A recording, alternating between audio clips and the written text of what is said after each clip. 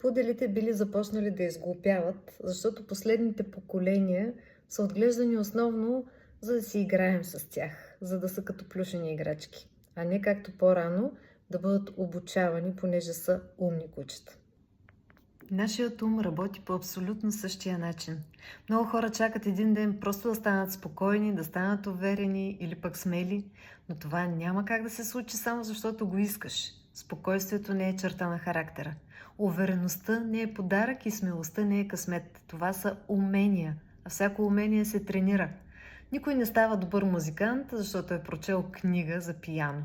И никой не изгражда силно тяло, като гледа клипове за фитнес. По същия начин, никой не изгражда силен ум, само като слуша мотивационни видеа. Всеки път, когато избереш да спреш паниката, вместо да й се подчиниш, ти тренираш спокойствие. Всеки път, когато направиш малка крачка въпреки страха, ти тренираш смелост. Всеки път, когато кажеш не, вместо да предадеш себе си, ти тренираш увереност. И точно за това аз наричам това, което правя, фитнес за душата. Защото не променяме живота си с едно вдъхновение. Променяме го с тренировки, които ден след ден изграждат нов начин на мислене и нов начин на живот.